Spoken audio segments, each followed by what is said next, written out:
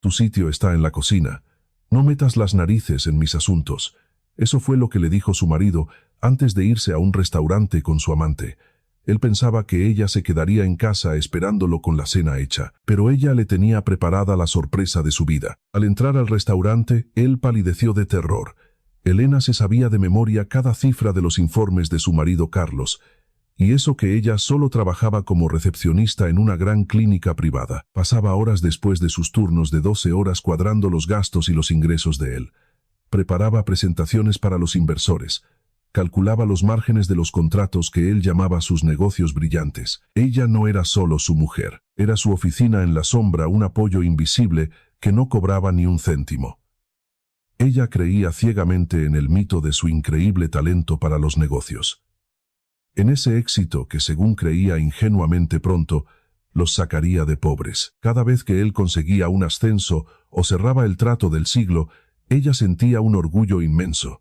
Un orgullo que sentía merecido tras tantas noches en vela sobre el escritorio, iluminado solo por la luz de un flexo solitario. Su piso de 2 habitaciones en Madrid, atado a una hipoteca asfixiante que compartían desde hacía 7 años, había dejado de ser un hogar. Se había convertido en un escenario para que él reafirmara su ego en constante crecimiento. Aquella noche todo estalló. Elena había encontrado un descuadre de 1.000 euros en un informe de compras que le estaba preparando a Carlos. Esa fue la gota que colmó el vaso. Intentó señalarle el error con suavidad, sin levantar la voz. Solo quería evitarle posibles problemas con una auditoría. Pero Carlos, convencido de que nunca se equivocaba, y lo que es peor, seguro de que ella dependía absolutamente de él, estalló. No fue una discusión. Fue una ejecución pública de su papel en la vida de ambos, orquestada por el mismo hombre que dependía del cerebro y la disciplina de su mujer. Carlos estaba de pie en medio del salón. Se estaba poniendo una chaqueta azul marino comprada supuestamente con un bono de la empresa, pero pagada como siempre con el límite de la tarjeta de crédito que compartían. Su rostro se desfiguró con una rabia repentina y exagerada, una rabia que usaba como escudo contra cualquiera que se atreviera a dudar de su genialidad. «Pero tú, ¿quién te has creído que eres para revisar mis cosas?» Su voz era pesada, cortante y ofensiva. Parecía clavar cada palabra en los muebles, en las paredes, en la propia existencia de ella. Elena sintió que una ola de frío le subía por el pecho, borrando de golpe los restos de su antigua fe y su paciencia. Respondió intentando hablar con la mayor contención posible. No quería darle motivos para que pasara a insultos más sucios, algo para lo que él siempre estaba dispuesto. «Solo quiero que no te metas en un lío. Ya sabes que no me gustan nada esas dobles facturaciones tuyas. Y aquí hay un error, Carlos. Un descuadre de 1.000 euros es demasiado evidente para el departamento de contabilidad, por no hablar de que los precios de este material médico me parecen irrealmente altos». Él apartó sus palabras con un gesto de la mano como si espantara una mosca. «Dobles facturaciones. ¿Pero qué te has creído que eres contable? O a lo mejor ahora eres la directora general de la empresa. Tu sitio está en la cocina, Elena. Y por lo que más quieras, no metas las narices en mis asuntos. Tú solo sirves para mover papeles y dar citas a los pacientes. Pues dedícate a eso. Haz algo útil de una vez. Por ejemplo, quita estos informes de la mesa antes de que los vea Valeria». Solo me faltaba que ella pensara que comparto mis planes de negocio con una simple recepcionista. Elena sintió que una sombra pálida le cruzaba el rostro. Ese nombre sonó como una sentencia, como el acorde final de una humillación que él llevaba mucho tiempo preparando. «Valeria», preguntó ella. Esa única palabra sonó increíblemente baja pero penetrante en aquel salón abarrotado de muebles. Carlos sonrió con desprecio. Una sonrisa cargada de superioridad y triunfo. «Sí, Valeria es mi nueva jefa de proyectos. Ella no hace preguntas estúpidas y sabe valorar cuando un hombre tiene éxito. Hoy cenamos en el restaurante Lumine. Ya te dije que no tenías que haber aceptado ese trabajito en la clínica. Estarías mejor en casa, pero no tenías que sentirte independiente. Pues ya lo has sentido. Ahora espabila». Se arregló el nudo de la corbata de forma exagerada mirándose en el espejo y no a ella. Su seguridad era tan palpable que casi asfixiaba. «Siéntate y espera. O mejor, haz lo que se te da bien. Prepárame un buen plato de comida, mientras yo cierro negocios de verdad. Negocios que dan dinero de verdad y no tu sueldo miserable. Y ni se te ocurra llamarme, llegaré tarde. Y no te vayas a dormir.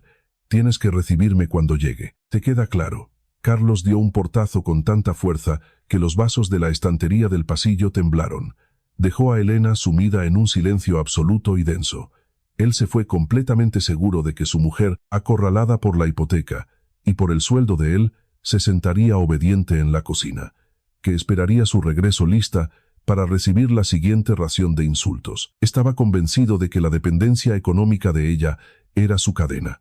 Pero Elena no lloró, no derramó ni una sola lágrima, solo sintió una calma helada y abrumadora, como si de repente en lugar de sangre por sus venas corriera nitrógeno líquido.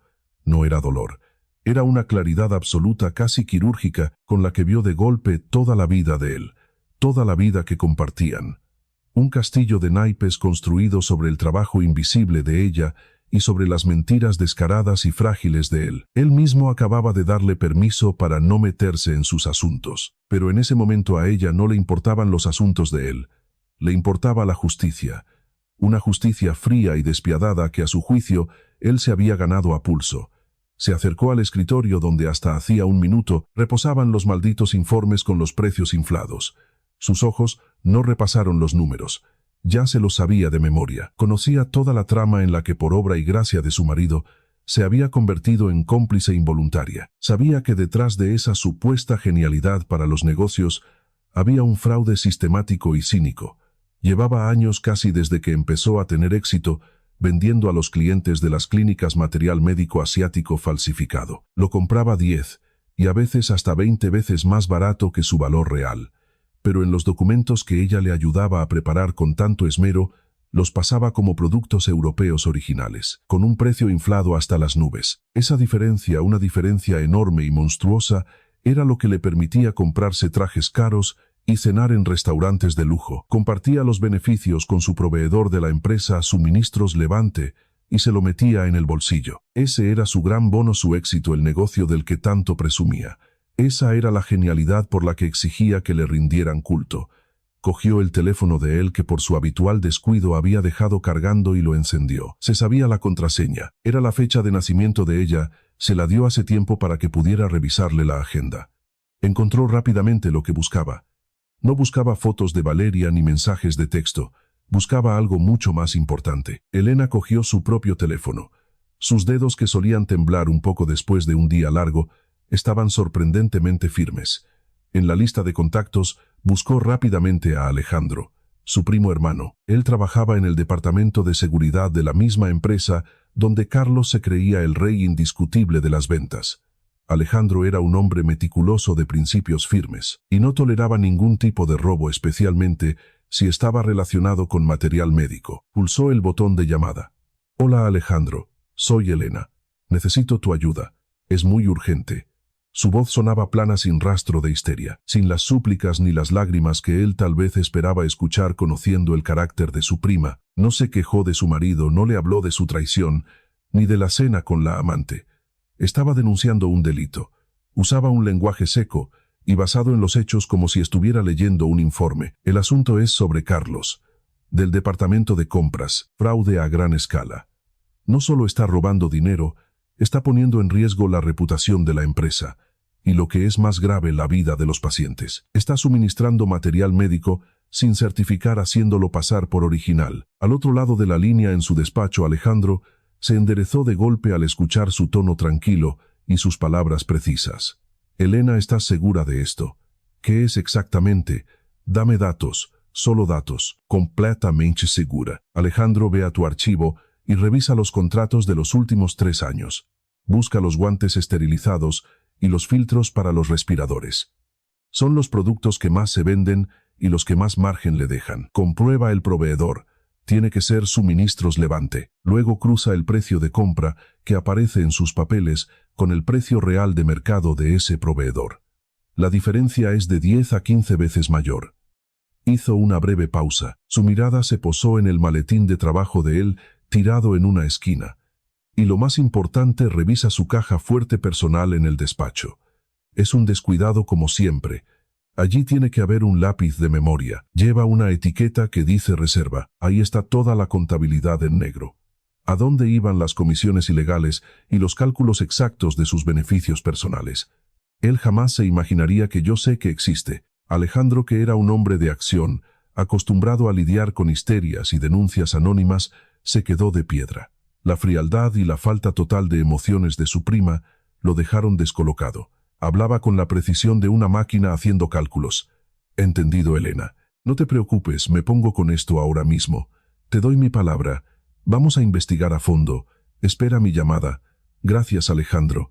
No me llames todavía, tengo que estar en casa», dijo ella y colgó. Elena no se puso a preparar la cena.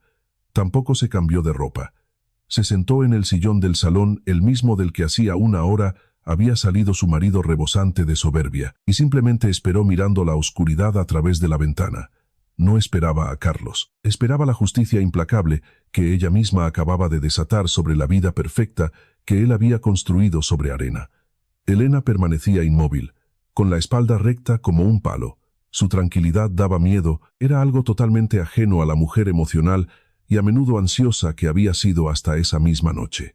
No estaba tragándose el dolor, lo estaba diseccionando. Analizaba cada paso, cada cifra, cada contrato que le había ayudado a falsificar. Sabía que lo había hecho por él, por el futuro de los dos. Un futuro que él acababa de pisotear y cambiar por una aventura barata y descarada con una compañera de trabajo.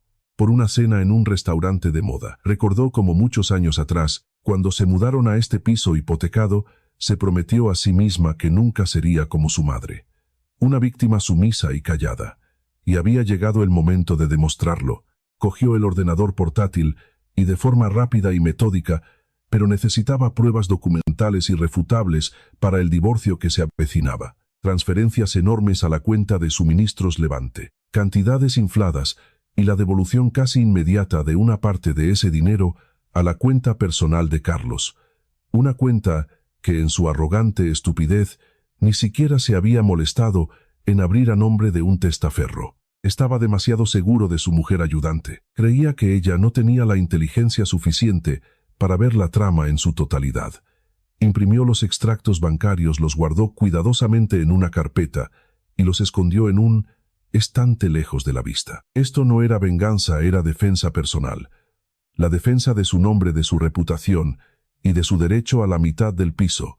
Un piso que se había pagado con su esfuerzo y con sus miedos. Incluso se sorprendió a sí misma, sintiendo algo parecido a la satisfacción profesional, al ver cómo todas las piezas de la trama que antes parecían caóticas y dispersas encajaban ahora formando la imagen perfecta de la caída de su marido. Ella, que siempre había estado que buse, que puto, que buse, que buse nos, que buses was, ne sus negocios, noro se vano, oren sobriados, oren sus movimientos, no había nerviosismo ni prisa. Recogió de la mesa los papeles de trabajo de él. Esos mismos papeles que apenas unas horas antes eran el centro de su mundo. Los metió con cuidado en una caja de cartón. Ahora ya no significaban nada para ella, salvo como posibles pruebas para un juicio. Ni siquiera pensó en la posibilidad de que Carlos volviera, de que intentara explicar algo o pedir perdón. En su mente, él ya estaba fuera de su vida, fuera de ese piso y más allá de cualquier excusa. Había cruzado una línea invisible y ya no había vuelta atrás. Miró el reloj. Era ya de madrugada. La cena de Carlos en el restaurante debía estar terminando. Se imaginó su cara de satisfacción, su sonrisa, arrogante, su total seguridad de que nunca lo pillarían, y en ese instante no sintió rabia, solo una determinación fría e inquebrantable. Todo lo que tenía que pasar pasaría. Ella ya había movido su ficha. Ahora les tocaba a los demás. Se permitió esbozar una leve sonrisa en la oscuridad. Una sonrisa amarga pero sin dolor, llena tan solo de la anticipación de una justicia inevitable. A esa misma hora, en el lujoso restaurante Lumine, Carlos disfrutaba de su triunfo y de la atención de la joven y ambiciosa Valeria. Estaban sentados en la mejor mesa. Él le hablaba con grandilocuencia de sus planes y de su influencia en el mercado. Pedía el champán más caro y los platos más exclusivos, sin dignarse a mirar el precio en la carta. Hablaba en voz alta, rebosante de vanidad, y quizás presumiendo un poco más de la cuenta por culpa del vino. Se sentía el rey del mundo, rodeado del brillo del cristal y los cubiertos caros, seguro de que todo el universo estaba a sus pies. No te imaginas, Valeria, la cantidad de contactos que tengo. Eso es lo único que importa en este negocio. Mi carrera no ha hecho más que empezar. En un año estaré ocupando el puesto de don Roberto, o puede que uno más alto. Mi mujer, ella simplemente no entiende de estas magnitudes. Necesito una socia a mi lado, no una ama de casa que me haga los números. ¿Me entiendes? Le guiñó un ojo mientras levantaba la copa en la que burbujeaba el champán francés. La mano con la que sostenía la copa le temblaba no por los nervios, sino por el exceso de alcohol y de ego. Valeria, joven, guapa y calculadora, no veía en él a un simple jefe de ventas. Veía a un hombre bañado en dinero que le prometía una vida de lujo sin preocupaciones. Ella le regalaba los oídos, fingía admirar su visión comercial y su instinto. Y Carlos se inflaba bajo aquellos halagos, sintiéndose un auténtico triunfador. Ella se inclinó hacia él. Su largo pelo le resbaló por el hombro y su susurro estaba cargado de seducción. Por nuestro futuro, Carlos, y por tu éxito imparable, susurró rozando el brazo de él. Sus dedos le acariciaban la muñeca, casi sin querer, como si le estuviera tomando el pulso a su ambición. Dio un sorbo de vino. Sus ojos no se apartaban de la cara de él, estudiándolo con una mirada casi depredadora. «¿La vas a dejar pronto, verdad?», preguntó Valeria, y su voz se volvió insistente, exigente, a pesar de su aparente dulzura. Tiró de una servilleta para limpiarse los labios, pero en realidad solo estaba ganando tiempo para que su pregunta calara hondo. Carlos sonrió, luciendo unas carillas dentales carísimas que le habían costado el sueldo de 3 meses. Dinero que por supuesto había sacado de sus fraudes. Hizo un gesto con la mano como apartando un pensamiento molesto. «Escucha, ¿de verdad crees que ella puede hacer algo? No le he dado ni un solo motivo. Tenemos una hipoteca a medias. Ella es una simple recepcionista con un sueldo que a duras penas le da para sus gastos. No se va a ir a ninguna parte. Se quedará sentada en casa esperando a que yo decida qué hacer con ella. Es aburrida, sí, pero me da estabilidad. Es como un mueble más, ¿me entiendes? Una parte de mi vida cómoda, aburrida pero útil, que se quede en la cocina, que es lo que le he dicho. ¿Qué otra cosa puede hacer?». Dio un trago largo de champán, sintiendo cómo un calor agradable le recorría el cuerpo, ahogando cualquier pequeña duda que pudiera quedarle. Valeria frunció un poco el ceño. «Yo no soy un mueble, Carlos. Yo quiero un chalet en Marbella, no un pisito con hipoteca. Me prometiste que el año que viene compraríamos algo de verdad en la costa, con piscina y vistas al mar». Hablaba despacio. Cada palabra era una exigencia, no una pregunta. Su mirada se endureció. «Claro que lo compraremos. Te lo digo en serio, estamos a punto de cerrar un contrato de suministro a nivel nacional. Son millones de euros. Viviremos a cuerpo de rey, Valeria. Hazme caso. Entonces firmaré el divorcio. Pero ahora no quiero escándalos. Y lo más importante, no quiero que ella meta las narices en mis negocios. Fíjate hoy. No le gustó cómo cuadré unos pagos. Tonterías. No tiene cerebro suficiente para entender mis operativas. Ni siquiera sabe lo que es el mundo de los negocios de verdad». Se recostó en la silla, encantado de conocerse. Se sentía invencible, un genio absoluto. Y su mujer, su sombra, estaba bien encerrada en casa esperándolo con la cena. Era su universo perfecto y bajo control. Pidió otra botella de champán.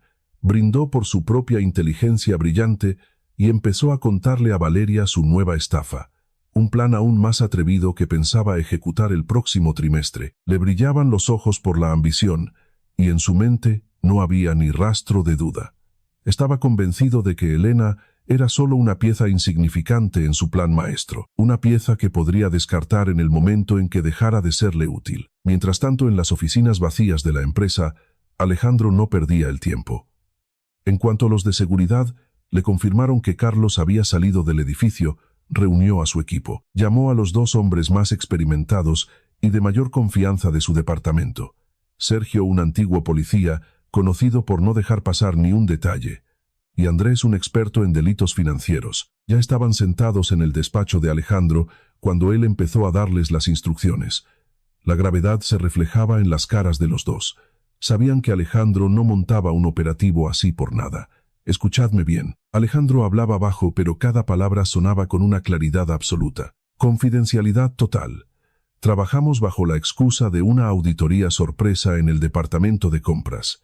El director general está al tanto y se está tomando este asunto muy en serio. Nuestro objetivo es el despacho de Carlos. Nada de pánico, nada de llamadas, ni un solo movimiento en falso.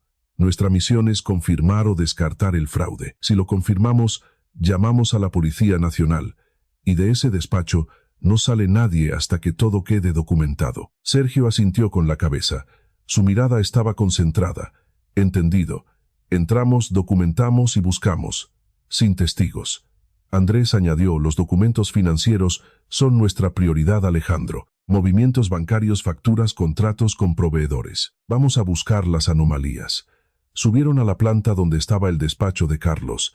Los pasillos estaban desiertos, sumidos en la penumbra de las luces de emergencia nocturnas. Alejandro abrió personalmente la puerta del despacho. Lo hizo rápido y sin hacer ruido, sin forzar la cerradura. Entraron. El olor a la cara colonia de Carlos aún flotaba en el aire, mezclado con el olor a madera pulida y al polvo de la oficina. Sergio se puso directamente a revisar los papeles de trabajo que estaban sobre la mesa y en los armarios. Escaneaba visualmente los informes financieros, cruzándolos con la base de datos central de compras de la empresa. Se quedó alucinado al ver lo descarado que era Carlos en sus chanchullos. Alejandro, esto no es solo inflar precios, esto es tener la cara muy dura. Un contrato por 1000 cajas de guantes esterilizados a precio de oro. Y el proveedor es Suministros Levante. Esta empresa fantasma se registró hace 6 meses a nombre de la abuela de Carlos. Sale a la primera en el registro mercantil. Hasta el documento de identidad coincide con los datos de su madre, pero con otra fecha de nacimiento. Es un testaferro de manual. Mientras tanto, Andrés se había centrado en los archivos informáticos. Conectó un dispositivo especial al ordenador de Carlos para clonar los datos sin dejar rastro en el disco duro. Seguimos. Los filtros para los respiradores son material sin certificar. En las cajas ni siquiera llevan el sello de la normativa europea. Si esto llega a los hospitales, no es solo una estafa, es un peligro de muerte para los pacientes. Y lo peor de todo es que en sus informes constan certificados de calidad europeos. Falsificados, por supuesto. Los estoy comprobando ahora mismo en el registro oficial. Sí son falsos. Andrés negó con la cabeza. Estaba pálido de la indignación. Este tipo no solo estaba robando dinero, estaba jugando con la vida de la gente. Alejandro se acercó a la caja fuerte, la misma que Carlos consideraba inexpugnable. Sabía que Elena le había dicho que ahí guardaba sus secretos más oscuros. Esto es lo que nos interesa, no el dinero. El dinero deja rastro. Lo que nos interesa es el motivo, la estructura de la trama y las pruebas irrefutables de que él está detrás de todo, dijo Alejandro abriendo la caja fuerte sin esfuerzo con la combinación que le había dado Elena. Carlos, en su infinita arrogancia, ni siquiera se había molestado en cambiarla. Dentro, entre fajos de billetes de 50 euros, que ahora entendían que eran solo una parte de su botín diario, y un par de relojes de lujo. Allí estaba, un pequeño lápiz de memoria negro con una etiqueta perfectamente pegada. Reserva. Sergio, conéctalo al ordenador aislado rápido. Necesitamos ver qué hay ahí dentro. Todos los gráficos, todos los números. Esto puede ser el núcleo de su imperio criminal. En la memoria portátil encontraron la contabilidad completa y detallada de su red de dinero negro. Gráficos, hojas de cálculo, fechas de cobro de comisiones ilegales. Incluso una lista de los clientes a los que había convencido para comprar el material falso. Y tal como había dicho Elena, había una columna separada para sus gastos personales, donde apuntaba todo lo que se gastaba en lujos. Y entonces vieron una celda titulada para el champán y para Valeria. Era el informe de fraude más perfecto y completo que habían visto nunca. Redactado ironías de la vida por su propia mujer, cuya meticulosidad y atención al detalle ahora se volvían en su contra. Alejandro, tras leer un par de páginas de aquel archivo, sintió algo más que asco. Sintió una rabia profunda y justificada. Había utilizado a su mujer como contable personal, la obligaba a cuadrar sus números sucios y luego la echaba a un lado para que no estorbara en su camino al éxito. No es solo un ladrón, es una basura de persona. Ha traicionado la confianza de quien lo apoyó en cada paso sin que ella sospechara el tamaño de su bajeza. Andrés, que seguía repasando las tablas en la pantalla, negó con la cabeza. Esto no es un simple desfalco, Alejandro. Es toda una red de blanqueo de capitales a través de empresas pantalla y contratos falsos. Ha montado una estructura entera y por lo que veo pensaba seguir ampliándola. Su ambición no tenía límites, igual que su falta de escrúpulos. Alejandro salió del despacho con el rostro tenso y pálido. Marcó el número del director general, don Roberto. Su voz sonaba fría como el acero, pero transmitía una seguridad absoluta. Don Roberto, lo hemos confirmado.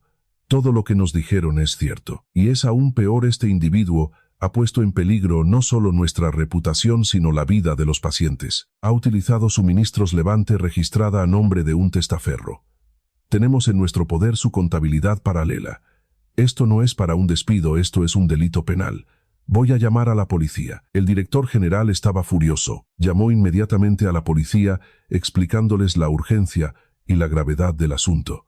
Le pidió a Alejandro y a su equipo que no se movieran de allí hasta que llegaran los agentes. También dio la orden de bloquear al instante todas las cuentas corporativas de Carlos y de apartarlo de cualquier gestión de la empresa. La investigación interna iniciada por Alejandro se había convertido en cuestión de horas en un caso penal en toda regla, y todo desatado por la llamada de una mujer humillada. En el restaurante Carlos sintió un ataque de pánico repentino tras recibir una llamada del director. Intentó mantener la calma. Se bebió la copa de champán de un trago, pero ya no le supo a victoria, solo le aumentó la ansiedad. Es solo una auditoría de rutina, cariño. Siempre se ponen nerviosos los viernes, sobre todo don Roberto. Vamos a bailar. No pueden solucionar este tema sin mí. Soy imprescindible para ellos. Soy su mejor jefe de ventas. Valeria lo miró con desconfianza. Entrecerró los ojos. Tu director te ha hablado con muy malos modos, Carlos. No sonaba como si te estuviera Jean Favor Sojo. Jean Jude Wes. Jean Jude amenaza. ¿Estás seguro de que es solo una auditoría? A lo mejor ha sido tu mujer. Ha hecho algo. Carlos se echó a reír, pero fue una risa nerviosa. Como el crujido del hielo a punto de romperse bajo los pies, intentó parecer despreocupado, pero le sudaban las manos. Mi mujer, qué tontería. Está en casa preparando la cena como le he dicho. Ella no tiene capacidad para entender estas cosas. No le da la cabeza. No te preocupes por eso. Las mujeres siempre exageran. Intentó abrazarla, pero Valeria se apartó un poco. En sus ojos ya no había solo dudas, sino una mirada fría y calculadora. Pero la llamada del director seguía resonando en su cabeza como una alarma. Su instinto le decía que algo iba muy mal. Su arrogancia, que siempre había sido su escudo, empezaba a resquebrajarse. Decidió que era mejor curarse en salud. ¿Sabes qué, mi amor? Tengo que ir un momento a la oficina a dejar este tema cerrado. Don Roberto es un histérico y no le gusta esperar. Vuelvo en 1 hora, no tardo más. Puedes esperarme aquí o coger un taxi y marcharte a mi casa. Uy, no, a mi casa no. Te llamo cuando lo tenga solucionado. Tranquila, que es un momento. Ya se había levantado de la mesa y se estaba poniendo la chaqueta. Sus movimientos eran torpes y acelerados. Había perdido toda su elegancia. Valeria observaba en silencio cómo sacaba varios billetes de la cartera. Mucho más dinero del que costaba la cuenta. Los tiró sobre la mesa sin esperar las vueltas. Claro, cariño. Me pediré un postre y te espero. Pero no te olvides de llamarme. Su tono de voz era sorprendentemente plano. Ya no quedaba ni rastro de la dulzura de antes. En su cabeza ya estaba calculando lo graves que podían ser los problemas de él, y si le merecía la pena seguir perdiendo el tiempo con un hombre que podía acabar arruinado. Carlos salió corriendo del restaurante. Le faltaba el aire por un miedo repentino que lo consumía por dentro. Conducía a toda velocidad por las calles vacías de la ciudad. Sus pensamientos eran un caos. Intentaba inventarse una excusa, convencerse a sí mismo de que todo era un error burocrático. Pero en el fondo de su ser, sentía que el suelo desaparecía bajo sus pies. La única frase que le daba vueltas en la cabeza era su propia sentencia. Tu sitio está en la cocina, Elena. Ella no sería capaz. ¿O sí?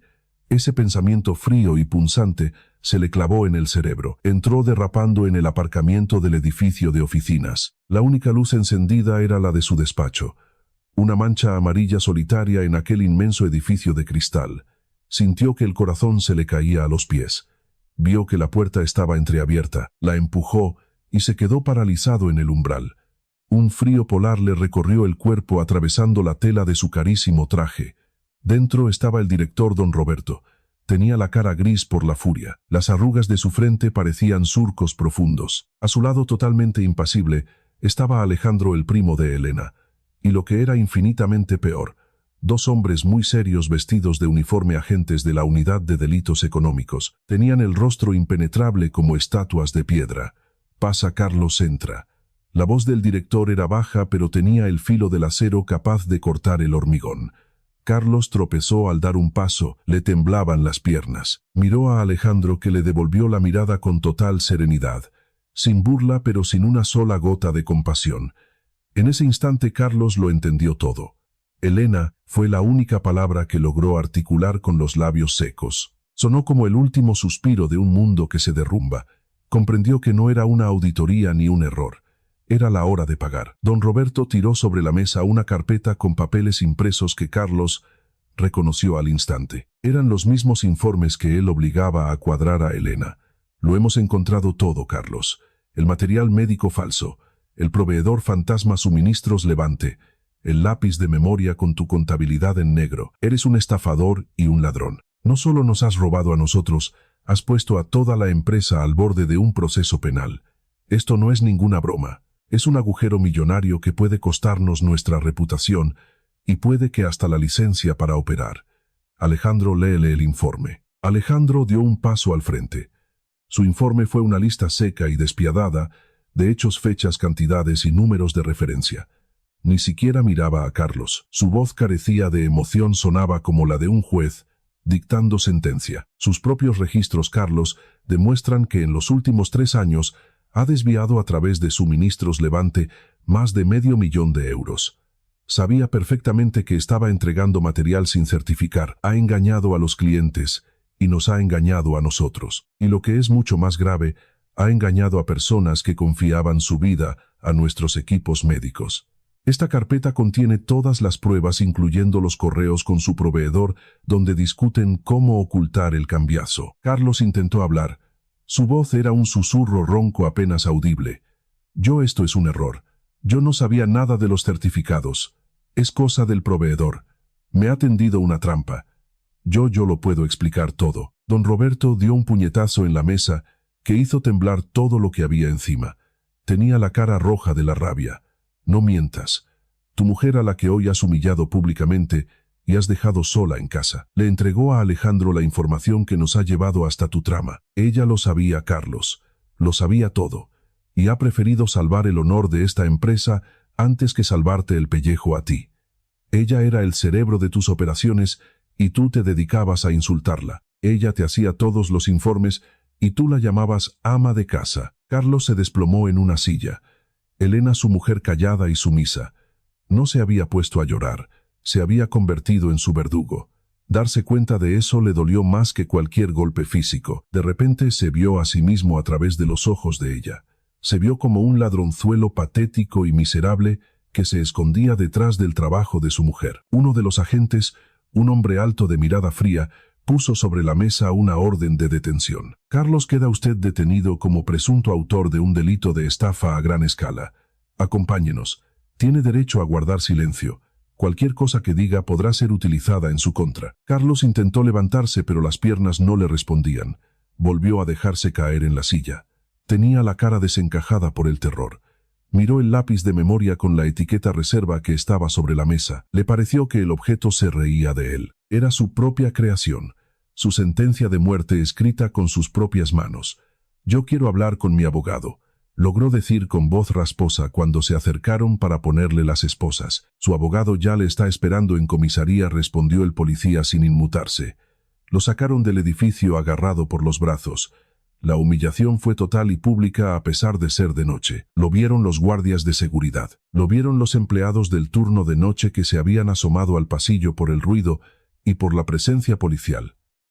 El hombre que esa misma tarde se sentía el rey del mundo, ahora era un delincuente vulgar y tembloroso al que se llevaban escoltado. Bajo las luces azules de los coches, patrulla, su traje caro parecía poca cosa, y su arrogancia había quedado hecha pedazos. Miró hacia atrás, hacia el edificio, hacia su despacho, hacia su vida anterior que ahora le parecía tan lejana como si hubiera sido un sueño. Valeria no esperó a Carlos mucho tiempo en el restaurante. Media hora después lo llamó por teléfono, pero lo tenía apagado. Se puso nerviosa. Eso no cuadraba con tener que solucionar un asunto urgente. Cogió un taxi y se fue directa al edificio de oficinas.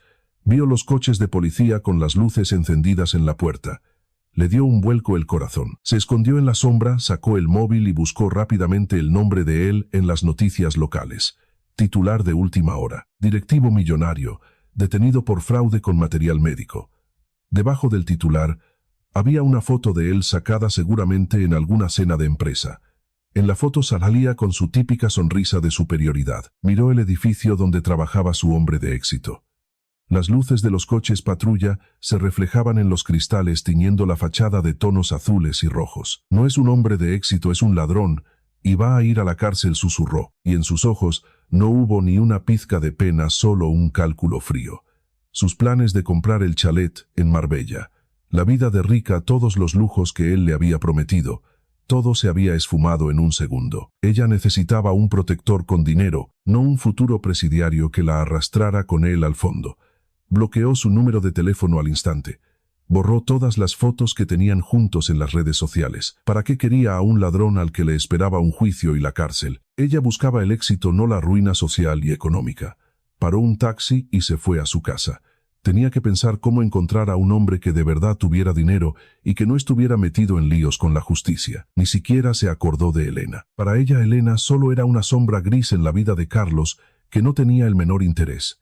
Mientras tanto, en comisaría, Carlos vivía las primeras horas de su pesadilla. Lo metieron en los calabozos. Estaba sentado en un banco de cemento frío, intentando asimilar lo que estaba pasando. Todo parecía una mala pesadilla irreal. Pero el sonido de las puertas de hierro, los pasos de los policías, el olor a desinfectante barato, todo era demasiado real. Carlos, aquí tiene las pruebas que hemos recopilado sobre su caso. Esto es un extracto de su contabilidad paralela, le dijo el inspector, tirando sobre la mesa los papeles impresos del lápiz de memoria. Hablaba con calma, pero cada palabra era un mazazo. Carlos los miró y empezó a temblar. Reconoció el tipo de letra, reconoció el formato de las tablas que Elena le preparaba con tanto cuidado. Era el trabajo de su mujer. Ella lo había hecho. Ella lo había destrozado. No era solo una traición. Era la destrucción total y absoluta de la vida que él había construido con tanto cuidado. ¿Por qué ha hecho esto?, logró decir, sintiendo que una mano invisible le apretaba la garganta. No podía entenderlo. Tant grand et rassure encore. Si él siempre la había considerado una mujer débil y dependiente. Ella no ha hecho nada. Simplemente nos ha entregado las pruebas de sus delitos. No es su cómplice, es una testigo. Y por lo que sabemos, ya ha iniciado los trámites de divorcio. A usted no le ha traicionado su proveedor, Carlos. A usted le ha hundido su propia mentira y su prepotencia. Humilló a la persona que lo sabía todo sobre usted. Ahora ella mantendrá su nombre limpio, y usted se enfrentará a una condena de cárcel. Y seguramente a una condena muy larga. El inspector hablaba sin ninguna emoción, como si estuviera leyendo el tiempo. Tuvo muchas oportunidades de parar, pero la avaricia le cegó. Carlos intentó dar pena. Habló de su infancia, de lo dura que había sido su vida, de que solo quería lo mejor para su familia. Pero el inspector ni se inmutó. La vida es dura para todos, pero no todo el mundo roba cientos de miles de euros vendiendo basura en lugar de material médico. Firme la declaración. Carlos firmó el papel. Le temblaba la mano. Se sentía vacío, acabado. Todo lo que valoraba, todo de lo que presumía, se había convertido en polvo. Elena presentó la demanda de divorcio mientras Carlos estaba en prisión preventiva esperando el juicio. Actuó con la misma frialdad metódica con la que le preparaba los informes. Contrató a un abogado que le recomendó Alejandro. Don Víctor Mendoza, especialista en divorcios con separación de bienes y casos penales de por medio. Don Víctor era un abogado de la vieja escuela, estricto pero justo, con fama de no perder nunca un caso. Elena, su posición es muy sólida, le dijo el abogado en la primera reunión. Usted no es cómplice, es testigo. Demostraremos fácilmente que todos los grandes ingresos de Carlos venían de actividades ilícitas, y que su sueldo de recepcionista era la única fuente de ingresos legales de la familia. El piso que tiene hipoteca se dividirá teniendo en cuenta que él no pagó su parte con dinero limpio. Exigiremos que la parte de él pase al banco para saldar la deuda, y que se embargue para compensar el daño causado a la empresa. Usted no tiene por qué pagar por los delitos de él, y mucho menos seguir casada. Su honradez en este caso es su mejor escudo. Elena escuchaba con atención. No buscaba venganza, solo pedía justicia. Su voz era tranquila, sin ningún tono de drama. Solo quiero mi parte del piso, y que su nombre no vuelva a relacionarse con el mío jamás. Quiero empezar una vida nueva, limpia, sin mentiras y sin miedo. El abogado asintió. Haremos todo lo posible. Tiene que estar preparada para la presión de la familia de él, pero lo superaremos. El proceso de separación de bienes fue una humillación para Carlos incluso sin estar él presente. Su coche caro, sus trajes a medida, sus relojes. Todo fue embargado para pagar la indemnización a la empresa. Los familiares de él, que antes miraban a Elena por encima del hombro, ahora intentaban presionarla. Le exigían que retirara la demanda de divorcio, o al menos que no se quedara con el piso. La madre de Carlos, doña Carmen, la llamaba varias veces al día. Le suplicaba, la amenazaba e intentaba hacerla sentir culpable. Elena le contestó a su suegra por teléfono. Su voz sonó firme y serena, como si no estuviera hablando con su suegra, sino con un abogado de la otra parte. Doña Carmen, yo no le estoy quitando nada a nadie. Solo defiendo lo que me he ganado trabajando honradamente. Yo pagaba la hipoteca mientras su hijo se compraba relojes y botellas de champán con dinero robado. No puedo seguir casada con un hombre que no solo es un estafador, sino que intentó arruinarme la vida. Lo siento, pero es una decisión tomada y no voy a discutirla. Le pido que no vuelva a llamarme. Colgó el teléfono y sintió un inmenso alivio. Esa parte de su pasado había quedado cortada de raíz. El piso hipotecado, el mismo lugar que él llamaba la cocina de ella, se lo quedó Elena, porque fue ella quien cargó con el peso de las cuotas mensuales, mientras él se gastaba los bonos en el restaurante Lumine. Y era lo justo. El juicio fue largo pero implacable. Las vistas se celebraron en una sala abarrotada de periodistas y curiosos, atraídos por el escándalo del directivo de éxito caído en desgracia. Gracias a las pruebas exhaustivas que Elena entregó a través de su primo Carlos, fue condenado a una larga pena de prisión. Su humillación pública continuó en la sala del juzgado. Allí tuvo que escuchar cómo el fiscal leía en voz alta todos los detalles de su trama. Una trama destapada por la misma mujer a la que él había despreciado. Su abogado apenas pudo defenderlo ante la avalancha de pruebas irrefutables recopiladas con tanta precisión. En su turno de última palabra, Carlos intentó pedir perdón, pero sus palabras sonaron vacías, falsas, llenas únicamente de lástima por sí mismo. No le pidió perdón a Elena. Pidió perdón por haber perdido su dinero y su libertad. Su mirada recorría la sala buscando algún apoyo, pero solo encontró desprecio. Señoría, le ruego que tenga en cuenta que me cegó el éxito que yo. Es suficiente, acusado, lo interrumpió el juez. Su voz resonó severa y definitiva. El tribunal tiene en cuenta la gravedad de los hechos, la cantidad del dinero robado y el peligro que usted provocó al suministrar material médico sin garantías. Utilizó su puesto de trabajo para enriquecerse poniendo en riesgo la salud de los ciudadanos. Este tribunal le condena a una pena de prisión firme. Carlos, el hombre que tanto presumía de su estatus y que mandaba a su mujer a la cocina, se convirtió en el blanco del desprecio y la lástima de todos. Lo perdió todo. A su mujer, a su amante, su carrera, su dinero y, lo más importante, su libertad. Su nombre se convirtió en sinónimo de estafa y fracaso. En la cárcel, Carlos se enfrentó a lo que más terror le daba: no tener estatus ni dinero. Le quitaron todo. Se acabaron los trajes a medida, los compañeros de trabajo que le hacían la pelota y las cenas en restaurantes de lujo. Pasó a ser un número más uno del montón. Su orgullo quedó pisoteado. Su enorme ego fue aplastado por la rutina diaria y por los trabajos forzados. Él, que se creía por encima de la ley y de la moral, ahora hacía trabajos básicos y vivía bajo un horario estricto donde le controlaban cada movimiento. Le escribía a Elena a menudo. Sus cartas estaban llenas de disculpas que llegaban tarde, de súplicas de perdón y de peticiones de dinero. Al principio, intentaba manipularla dando pena recordándole los buenos tiempos. Luego pasaba a las amenazas directas y después volvía a suplicar.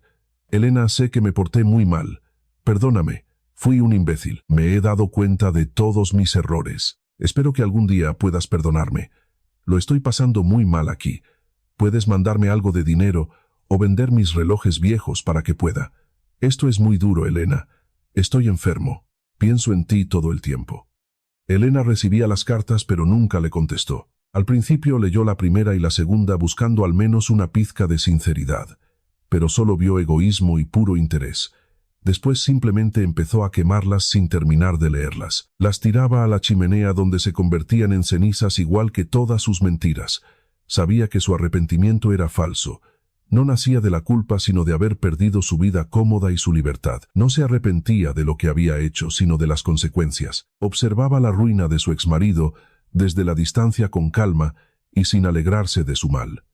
No disfrutaba viéndolo sufrir, pero sentía una satisfacción profunda y serena, al ver que se había hecho justicia. Su propia vida iba mejorando poco a poco, pero con paso firme.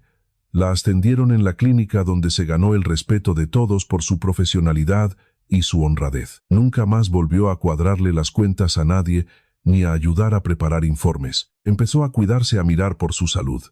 Y retomó una afición que tenía olvidada, la pintura. Pasaron los años. Carlos, ingresado en la enfermería de la cárcel, enfermo y débil, se dio cuenta por fin de la realidad. Comprendió que su supuesta genialidad solo era el reflejo de la inteligencia y la disciplina de su mujer. Sin ella, él no era nadie. Era un simple ladrón arrogante cuya vida se hizo pedazos en el mismo instante en que humilló a su esposa y la apartó de sus negocios. Recordó la cara de tranquilidad que tenía ella aquella noche, sus palabras directas pero contenidas que él ignoró con tanta soberbia. Entendió que el apoyo silencioso de ella, su trabajo invisible y su mente brillante eran los cimientos de todo lo que él llegó a tener. Y él mismo había destrozado esos cimientos con sus propias manos. Su caída fue total e inevitable. Recibió exactamente lo que se merecía: sufrimiento, soledad y la ruina más absoluta. Su nombre, que antes era conocido en ciertos círculos, ahora solo se mencionaba para hablar de vergüenza y delitos penales. Y Elena, la recepcionista callada, encontró por fin la paz y la independencia en su propio piso, pagado honradamente con su esfuerzo.